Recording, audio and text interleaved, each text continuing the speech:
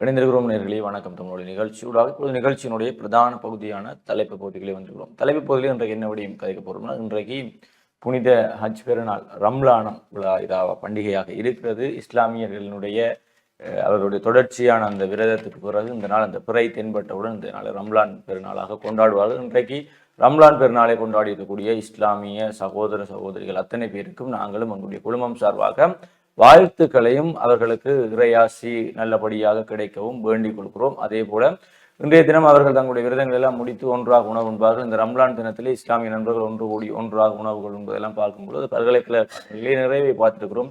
அவர்களுக்கு வீடுகளில் சென்று அவர்களுடைய விருந்து உபசாரங்கள் அவர்களுடைய குடும்பத்தினோடு பங்கு பெற்றி இருக்கிறோம். இன்றைய அது பார்ப்பதற்கு அழகாகவும் அவர்களுக்குள்ளே ஒரு ஒற்றுமையை ஏற்படுத்தி அல்லது அவர்களை ஒரு ஒற்றுமையாக பார்க்கக்கூடிய ஒரு விழாவாகவும் இருக்கிறது. எனவே இன்றைய தினத்திலே குடும்பங்களோடு சொந்தங்களோடு சேர்ந்து இந்த ரம்லானை கொண்டாடி சிறப்பதற்கும் உங்கள் அத்தனை பேருக்கும் நாங்களும் வாழ்த்துக்களை தெரிவித்துக் கொள்கிறோம்.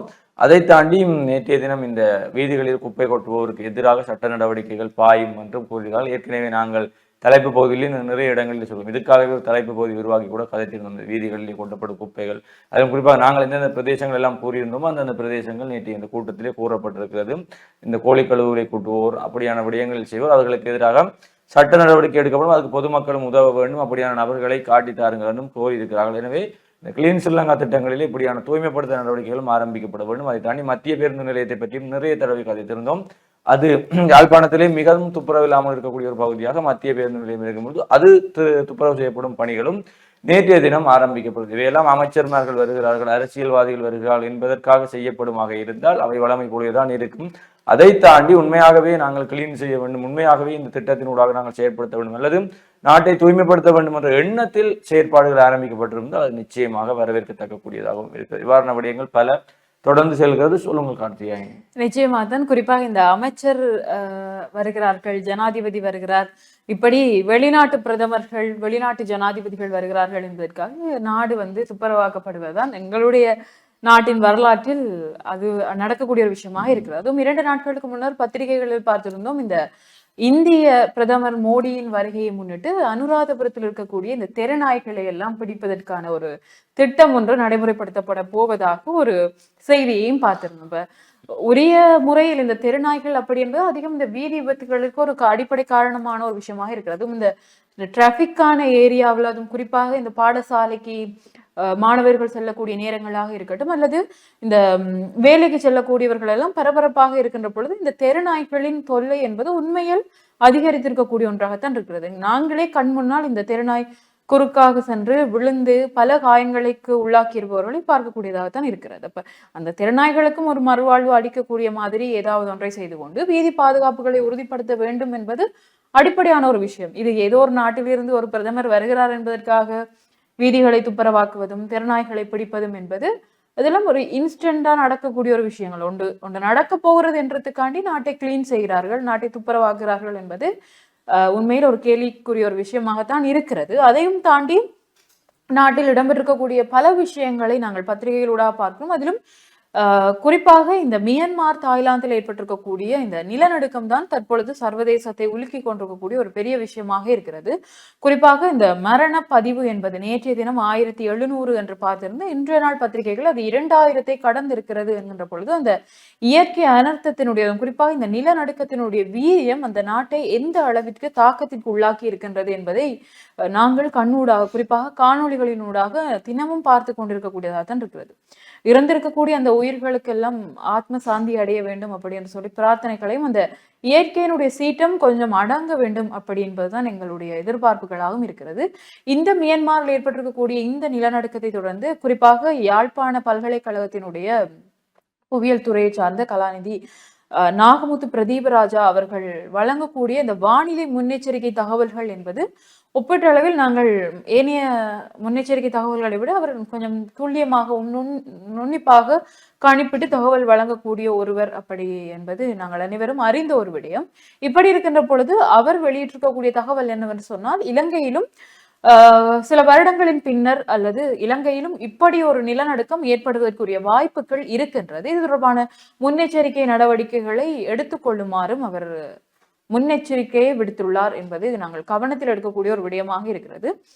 குறிப்பாக இப்படித்தான் இலங்கையில் சுனாமி வரும் அப்படி என்று முன்னெச்சரிக்கை ஒன்றை விடுத்த போதும் எங்களுடைய நாட்டில் இருந்தவர்கள் என்ன செய்தார்கள், இதனால் எங்கள் நாட்டு மக்களுக்கு ஏற்பட்டிருக்கக்கூடிய பாரிய அனர்த்தங்கள் எப்படி இருந்தது, இழப்புகள் எப்படி இருந்தது, அது சொத்து உடைமை போகிறது என்பதை தாண்டி எங்களுடன் வளர்ந்த உயிர்கள் போகிறது என்பது எவ்வளவு ஒரு வேதனைக்குரிய விடயம் அப்படி என்பது அதைத்தான் இன்று மியன்மாரில் அனுபவித்துக் கொண்டிருக்கிறார்கள். உண்மையில் அவர்களுக்கெல்லாம் இந்த இயற்கை சீற்றம் அடங்க வேண்டும். அவர்களுடைய கட்டடங்கள் அனைத்தும், பெரும்பான்மையான கட்டிடங்கள் எல்லாம் சேதமடைந்து விட்டது, அவர்களுடைய வரலாற்று சின்னங்கள் அடிவடைந்து விட்டது என்பதை தாண்டி அங்கு இருக்கக்கூடிய 2000க்கும் மேற்பட்ட உயிர்கள் பறிபோயிருக்கிறது. அதிலும் குறிப்பாக இந்த கட்டட இடிபாடுகளுக்குள் சிக்குண்டு காயமடைந்திருப்பவர்களின் எண்ணிக்கையும் அதிகரித்திருக்கிறது.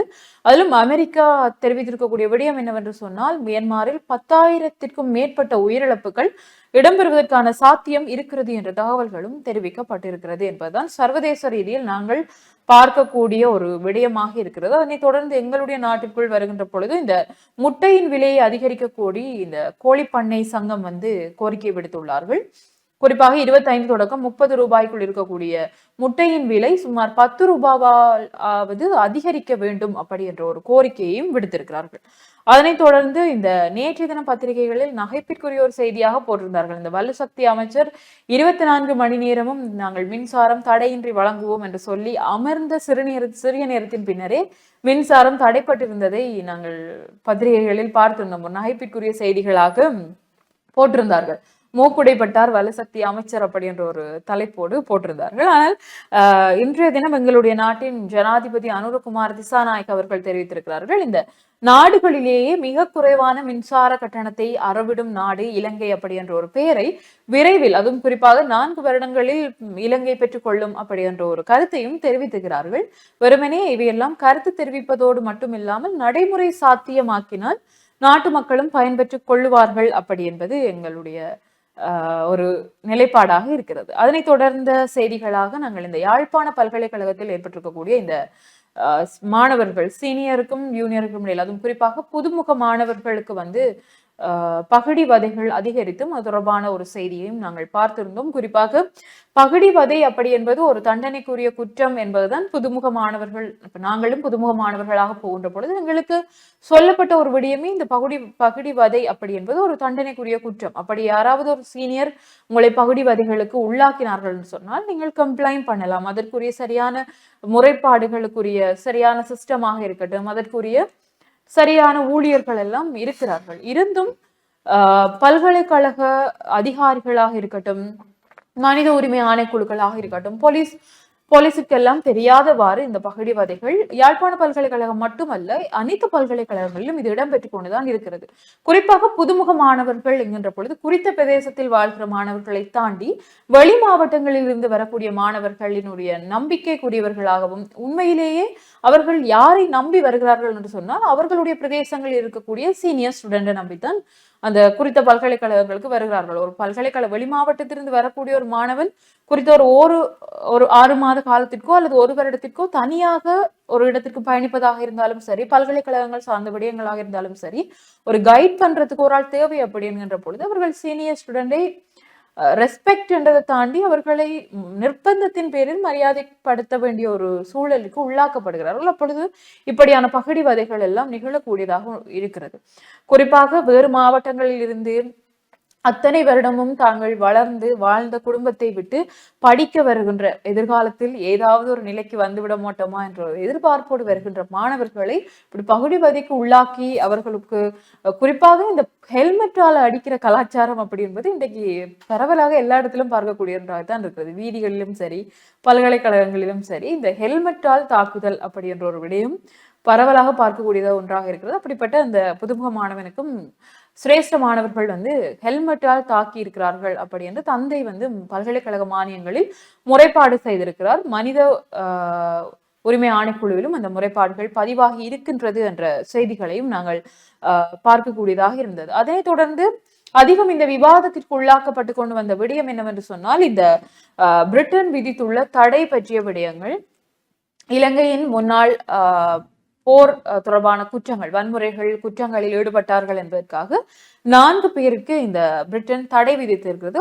அதற்கு இந்த பிரச்சனை சர்வதேச நீதிமன்றம் வரை செல்ல வேண்டும். அனைத்து நாடுகளும் குறித்த நால்வருக்கு மட்டுமல்ல முன்னாள் ஜனாதிபதிகளும் இதில் விசாரணைக்கு உட்படுத்தப்பட வேண்டும். அவர்களும் குற்றவாளிகள் யார் என்பதை இனங்கண்டு அவர்களுக்கு இந்த உரிய தண்டனைகள் சர்வதேச ரீதியில் வழங்கப்பட வேண்டும் அப்படி என்று பலரும் கருத்து தெரிவித்து வருகிறார்கள். இன்னொரு புறம் இந்த பிரிட்டன் விதித்திருக்கக்கூடிய இந்த தடையானது எதிர்காலத்தில் இலங்கைக்கு பாதகமான ஒன்றாக முடியும். இதற்குரிய சரியான பொறுப்பு கூறலை இலங்கை அரசாங்கம் ஏற்றுக்கொள்ள வேண்டும் என்ற அழுத்தங்களும் சிலர் கொடுத்துக் கொண்டிருக்கிறார்கள். இந்த நேரத்தில் இந்த யாழ்ப்பாணத்திற்கு வருகை தந்திருக்கக்கூடிய அமைச்சர் விமல் தெரிவித்திருக்கிறார், இந்த குற்றங்கள் எல்லாம் நடந்தது உண்மைதான், முரணான செயல்பாடுகளில் படைத்தரப்பினர்கள் ஈடுபட்டிருந்தார்கள் என்று யார் ஒருவர் ஒத்துக்கொண்டிருக்கிறார் என்ற செய்தியையும் நாங்கள் பார்க்கக்கூடியதாக இருந்தது. குறிப்பாக தடை விதிக்கப்பட்டிருக்கிற ஒரு சிலர் இந்த தடைகளால் எங்களுடைய அரசியலுக்கு எதுவும் பாதிப்பு இல்லை என்றும், குறிப்பாக இந்த பிரிட்டன் போன்ற நாடுகளில் தஞ்சம் அடைந்திருக்கக்கூடிய இப்ப நாங்கள் ஒருவர் ஏதோ ஒரு தவறின் காரணம் அல்லது எங்களுக்கு இந்த நாட்டில் பிரச்சனை இருக்கிறது அப்படி என்று ஒரு மேலத்தைய நாடொன்றில் நாங்கள் தஞ்சம் அடைந்து மீண்டும் நாங்கள் நாட்டிற்கு வரப்போகின்றோம் அப்படி என்ற ஒரு நிலை வருகின்ற பொழுது அந்த நாட்டு இராணுவத்தினரோ அல்லது போலீஸ் அதிகாரிகளோ அல்ல குறித்த குற்றப்புலனாய்வினரோ எங்களுடைய விமான நிலையம் வரை தொடர்பான இவை கூறியது உண்மை தன்மையை பற்றி ஆராய்வார்கள். இதற்கு பின்புலத்தில் அடிப்படையில் இருக்கக்கூடிய விடயம் இதுதான். இவர்கள் தஞ்சமடைந்ததற்கான காரணங்கள் சரியாக இருக்கிறதா என்பது. அதற்கு பின்னால் இருக்கக்கூடிய நோக்கம் அவர்கள் எங்களை பாதுகாக்க வேண்டும் என்பதற்காக எங்களை கூட்டிக் கொண்டு எங்களுக்கு ஒரு பிரிட்டன் அல்லது ஒரு அமெரிக்காவினுடைய இராணுவத்தினர் எங்களுக்கு ஒரு செக்யூரிட்டி கார்டு மாதிரி இருக்க வேண்டிய எந்த அவசியமும் இல்லை. அப்ப பாதுகாப்பாக வந்தார்கள், எங்களை பாதுகாப்பாக்கினார்கள், எங்களை பத்திரப்படுத்தினார்கள். இன்று ஏன் சர்வதேச ரீதியில் எங்களுக்கு எதிராக இப்படியான நகர்வை செய்கிறார்கள் என்ற ஒரு தரப்பும், இன்னொரு தரப்பு பிரிட்டன் இரட்டை வேடம் போடுகிறது. ஒரு தரம் இலங்கை அரசியலை இப்படியாய் வாழ்த்துவதுமாக, இன்னொரு தரம் இலங்கையில் இருக்கக்கூடிய முன்னாள் இராணுவத்தினருக்கும் போர்க்காலத்தில் பணியாற்றியவர்களுக்கும் தடை விதிப்பதுமாக பிரிட்டன் அரசாங்கம் இரட்டை வேடம் பூணக்கூடிய ஒன்றாக இருக்கிறது அப்படி என்ற தரப்பு கருத்துக்களும் முன்வைக்கப்படுகிறது. அடிப்படையில் அரசியல் மாற்றங்களும் காலத்தின் கட்டாயமும் சில குற்றங்களுக்கான தண்டனைகளை காலம் கடந்து வழங்கப்பட வேண்டிய கடப்பாடு எங்களுடைய நாட்டில் இருக்கக்கூடிய நீதிமன்றங்களுக்கோ உங்களுடைய நாட்டில் இருக்கக்கூடிய பொறுப்பதிகாரிகளை தாண்டி சர்வதேசத்தில் அது அம்பலமாகிக் கொண்டிருக்கிறது. இதற்கு பின்னால் பல முன்னாள் அமைப்புகளின் அழுத்தங்கள் இருக்கும் என்றும் பல அரசியல்வாதிகள் கருத்துக்களை தெரிவித்திருக்கிறார்கள். இது தொடர்பாக சர்வதேசம் என்ன நகர்வை மேற்கொள்ள போகிறது என்பது தொடர்பாக இலங்கையில் தமிழர்களாக இருக்கட்டும் ஏனையவர்களாக இருக்கட்டும் அது தொடர்பாக காத்து கொண்டுதான் இருக்கிறார்கள் என்ன நடக்கிறது என்பதில். தொடர்ச்சியாக நாங்களும் இது தொடர்பான ஏனைய விரிவான செய்திகளோடும் மற்றும் ஒரு வணக்கம் தமிழொலி நிகழ்ச்சியில் உங்களை சந்திக்கும் வரை உங்களிடமிருந்து நாங்களும் விடைபெற்று செல்ல போகிறோம். மீண்டும் ஒரு வணக்கம் தமிழொலி சந்திக்கும் வரை உங்களிடமிருந்து விடைபெற்று செல்லும் நான் கார்த்தியாயினி மற்றும் நான் உங்களின் கரிகரன். நன்றி நேயர்களே.